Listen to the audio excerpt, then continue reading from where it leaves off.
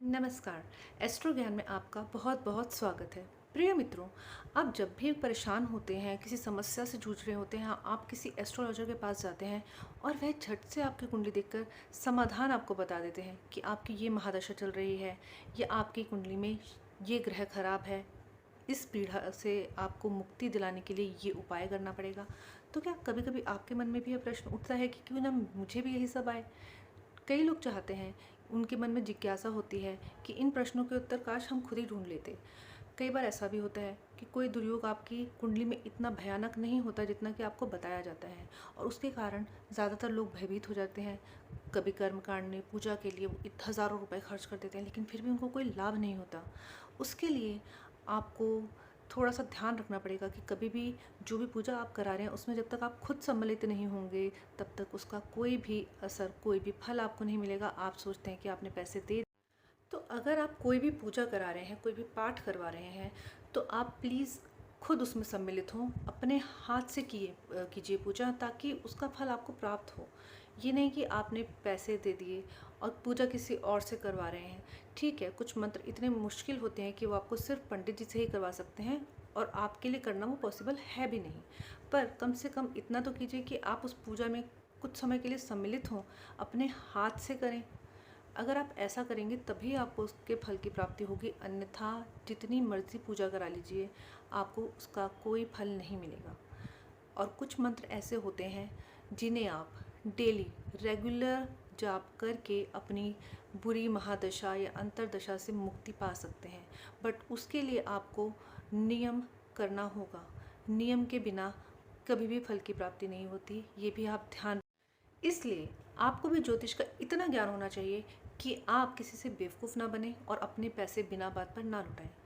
तो इसीलिए मैं एक सीरीज़ शुरू करने जा रही हूँ जिसमें कि आपको रोज़ चैप्टर 1 चैप्टर 2 के हिसाब से पढ़ाया जाएगा। बेसिक से लेके मैं स्टार्ट करूँगी। मैं यही सोच के चलूँगी कि आपको कुंडली देखने के लिए या ज्योतिष का ABCD भी नहीं आता। मैं बिल्कुल स्टार्टिंग से आपको पढ़ाना शुरू करूँगी। इसके लिए आपके लिए बहुत ज़रूरी है कि आप मेरे चैनल को सब्सक्राइब कीजिए, लाइक कीजिए और बेल बटन ज़रूर दबा दीजिए, ताकि जब भी मैं अपडेट करूँ तो वो चैप्टर आपके पास सीधा पहुँच जाए। और हो सके तो प्लीज़ कोई भी चैप्टर मिस ना करें, क्योंकि कुछ भी बात अगर भूल जाते हैं, आपको नहीं समझ में आती है, तो आप कमेंट बॉक्स में मेरे से पूछ सकते हैं। जिस दिन मेरा जो भी लेक्चर होगा, आप उसके नीचे कमेंट बॉक्स में प्लीज़ मेरे से क्वेश्चन कीजिए कि आपको जो भी चीज़ समझ नहीं है, ताकि वो हाथ के हाथ क्लियर होती जाए, उसको आप आगे पेंडिंग मत कीजिए। तो आज से हम अपना चैप्टर 1 स्टार्ट करते हैं। हरे कृष्ण। जो ये आप देख रहे हैं, यह एक कुंडली है। कुंडली को बनाने का यही तरीका है, और कुंडली को बनाने का एक और तरीका है जो कि साउथ इंडियन तरीका है। फ़िलहाल हम इसे इसी प्रकार से सीखेंगे। इसमें 12 भाव होते हैं, 12 राशियाँ होती हैं, और इन्हीं 12 भावों में और 12 राशियों के साथ हमें 9 ग्रहों को बिठाना होता है। मतलब हर एक की कुंडली में 9 ग्रह किसी न किसी खाने में बैठे होते हैं। कभी कभी किसी खाने में 2 होते हैं, 3 होते हैं, 4 भी हो सकते हैं, और कोई खाना खाली भी हो सकता है।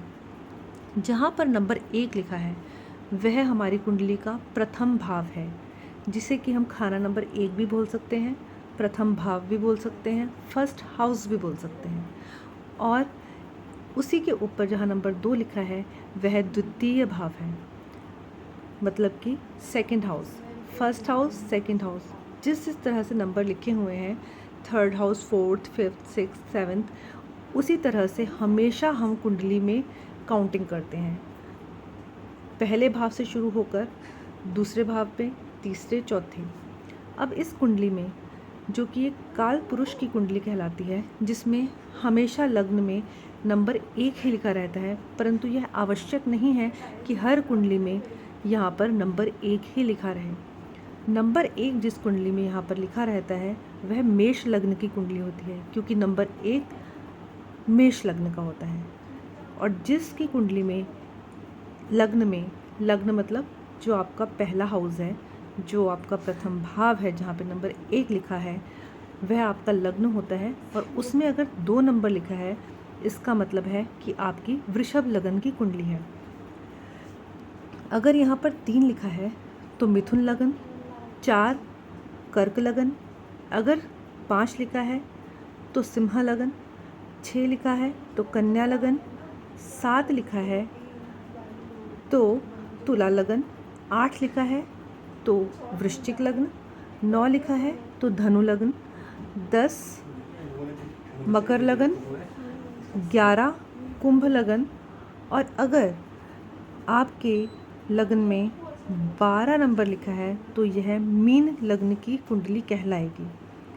इस तरह से भाव फिक्स होते हैं, बट जब नंबर वहाँ पर जो होता है उसका मतलब है कि उस भाव में कौन सी राशि पड़ी है, उस हिसाब से हम काउंटिंग करते हैं। अगर आपके लग्न में जो भी, जैसे आपके लग्न में कर्क लग्न है, मतलब 4 नंबर लिखा है, तो जहाँ पर 2 लिखा है वहाँ पर 5, जहाँ 3 लिखा है वहाँ पर 6, जहाँ 4 लिखा है वहाँ पर 7 और जहाँ 5 लिखा है वहाँ पर 8। इस तरह से एंटी क्लॉकवाइज घूमते हुए हम पूरे नंबर्स को लिखेंगे। डिपेंड करता है कि हमारे लग्न में कौन सा नंबर है, उसी के अनुसार हम सभी नंबरों को लिखेंगे।